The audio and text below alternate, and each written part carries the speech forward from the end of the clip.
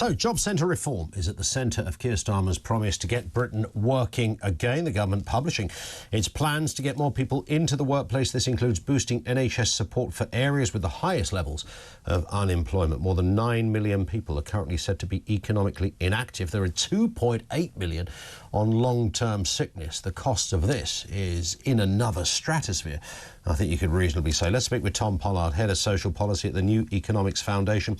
Afternoon to you, Tom. Afternoon, Ian. Hi, good to have you with us. I mean, these figures are disturbing, regardless of what the reasons are. They certainly need to be sorted. Yeah, so we have seen a really worrying trend, particularly since COVID, with large numbers of people out of work and saying that they're struggling to work because of their health or because of disabilities.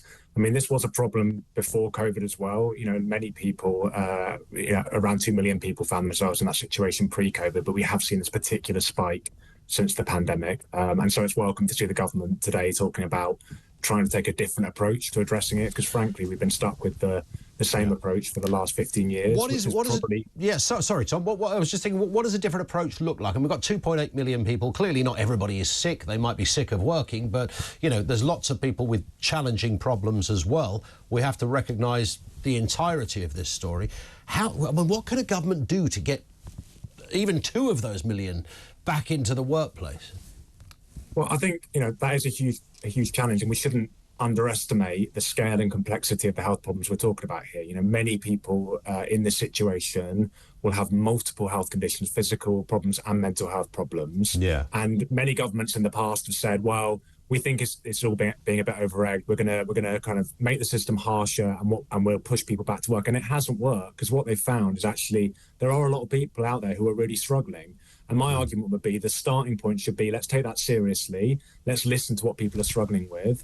And let's do some of what the government's talking about today, which is making a genuine offer of good quality support and thinking about how do you tie together health support, employment support, and how do you make job centres somewhere that people feel comfortable and confident going, rather than somewhere that's just seen as a threat. We should be proud of having a system that assists people who have disabilities or physical, mental challenges, of course, and cannot work. I think we get that. But there is this is largely anecdotal, Tom. I know there's a Dispatches programme on Channel 4 going out on Monday looking at this. There is a real sense out there that, 2.8 million, probably 50% of those people, there's nothing wrong with those people. These are people who might say, yeah, I've got a bit of anxiety. It gets written off very easily at a GP office as a mental health problem, and bingo, you're out of work. Now, I'm not suggesting you're coining it in royally, because the benefits you will get are not huge, but there is a problem there as well. Well, I mean, that's not quite how the benefit system works. In order to get signed off sick in the first place, you might go to your GP. But in order to get a higher rate of benefits, you have to go through quite a grueling assessment process, which tells a lot of people who are quite unwell that they're not ill enough to receive this category of benefit. So I think this kind of assumption that what's going on here must be people kind of over-claiming. In fact, many people with mental health problems struggle to articulate why they're struggling and don't end up getting a higher rate of benefit. So again, I just think a starting position that assumes people are exaggerating hasn't worked for the last 15 years. I'm not sure why going down that path, further down that path now, would work. And I welcome the government's focus on saying, well, let's take it seriously and understand that, as well as health problems, people are facing multiple complex problems. If you're living in poor housing, if you live in an area that doesn't have many good jobs, going back to work in, say, a warehouse job is a very different proposition for someone who's struggling with their mental health compared to going to an office job. But it is this term mental health. I mean, it's such a wide net to cast, isn't it? Mental health. I mean, there's all sorts of, most people are not likely to be at the higher end, statistically speaking, of having such a debilitating mental health problem that they can't go to work. Would that be reasonable? Well, I think if as it happens, I'm a mental health social worker as well as working for the New Economics Foundation. And so I meet a lot of people who are in this position, and you would be surprised at just how many people out there are really struggling with their mental health. And yes, there'll be some people where that does look like something more familiar, like depression and anxiety. But like I say, if you have really struggled at work, you've not been supported, you've ended up on benefits, and you've made applications, you've not found your way back into work, workplaces aren't necessarily that supportive and adaptive at the lower end of the labour market, that's quite a different proposition for you and me sitting here saying, well, people are just not trying hard enough. I think it's about getting down to the reality of what people's lives are like. Isn't there a new... treating people with compassion. I get that, and my own background and story, is full of similar things that we're talking about here. But I also know that there are... a lot of this has kind of increased since lockdown, and I do wonder whether there's other factors going on here that are feeding into this. Lockdown sort of did recalibrate a lot of people's thinking. I think it changed their expectations, their thoughts, desires, aspirations. It was a bit of a brutal check for some people to go, do you know what, I'm going out every single day. My wages hardly cover me rent, let alone, the cost of my bills. And I'm not going to do this anymore. And yes, I'm sad and I feel anxious. I'm not really, I wouldn't say I've got a mental health problem, but in the conventional sense. But I'm fed up. I'm fed up of working and having £3 left over at the end of the week. Don't go on holiday. So it's a brutal reality. It doesn't mean those people haven't got a valid reason behind their disposition, but that wouldn't be what you'd call a conventionally speaking, a mental health problem, if that makes sense, Tom. But I don't think someone in that position would probably get through the benefits assessment process. They wouldn't get to the top of it, but they could get written off as having a mental health problem, right? Yeah, but if they're not being classified in the benefit system as unable to work, then they're getting about £90 a week in the regular part of the benefit system. I just don't believe there are huge numbers of people out there making an active choice who aren't really struggling particularly, but are saying, actually, yeah, £90 a week feels like a nice life for me, and I'll take that over work. I think most people, given the right opportunities and support, do want to be in a good job and do want to live a fulfilling life. And I think the starting point of the reforms announced today, which is about trying to, take that seriously, go to people where they are, listen to them, try to provide the support they need, is the right one. Because what's happened over the last 15 years is a relentless focus on saying to people, we don't really quite believe you're as unwell as you are, and we're going to apply pressure. And that pressure has achieved nothing other than making people more unwell. I just wonder whether there's a new reality that we're not, you're right. I mean, who wants to live on £90 a week? I mean, it's impossible apart from anything else. I mean, I suppose you could do a few cash in hand jobs, but I doubt whether there's 2 million people doing that.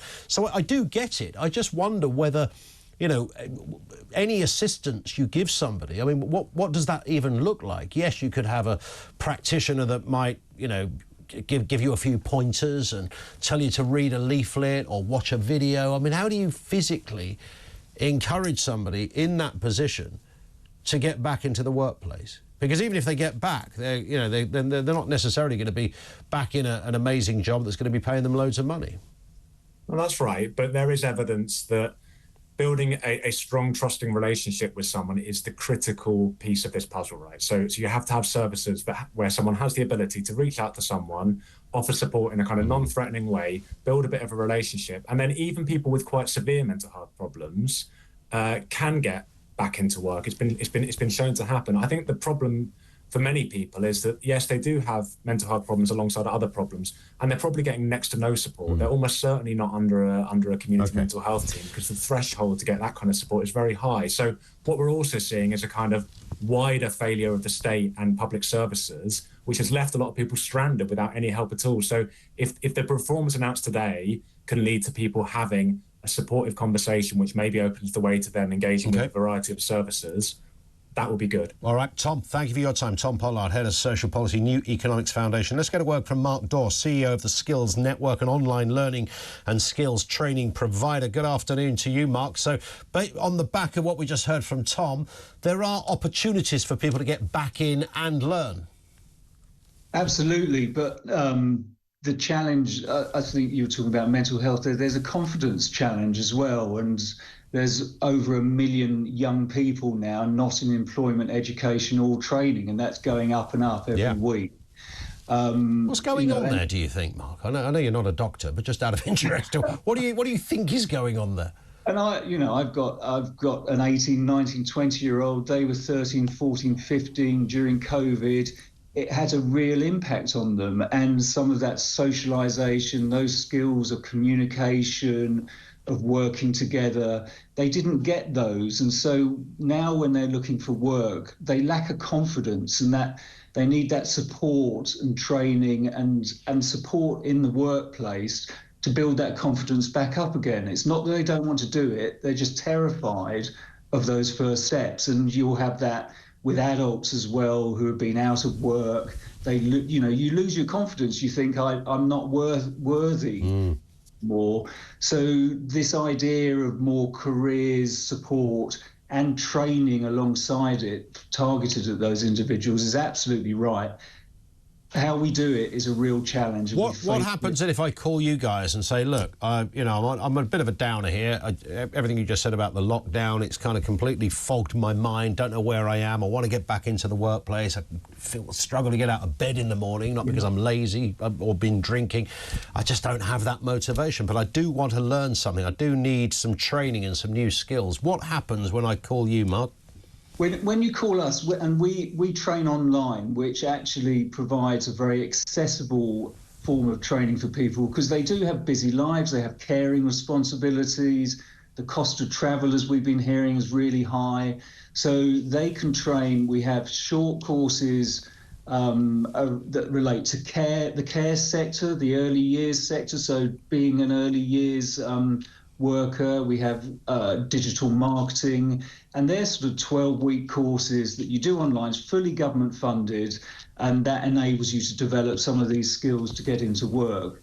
We also run the government boot camps, which are at a higher level, again, in digital skills, program management, early years. And again, we're funded to help those individuals find jobs.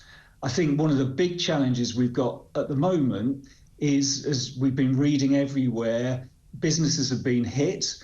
What are they going to do? They're probably going to reduce the number of roles. And for all these people we're talking about, there needs to be a job at the end. Yeah. So we've got to make sure we need to incentivize employers, and many of the incentives that have been in the system in the past have been taken away. There it is. Mark, thank you very much indeed. Mark Dawe, he's the CEO of the Skills Network. I think some people have just recalibrated what an okay job is. It used to be that there's the apocryphal, who wants to clean toilets for a living, and then people would talk about, cleaning drains or something of that thing, jobs that you wouldn't want to do.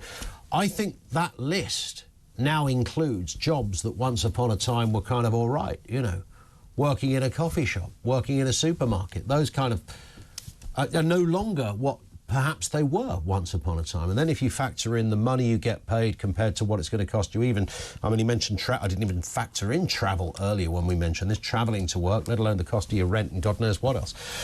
Is it all of those things? Do you trust Keir Starmer to sort this whole thing out?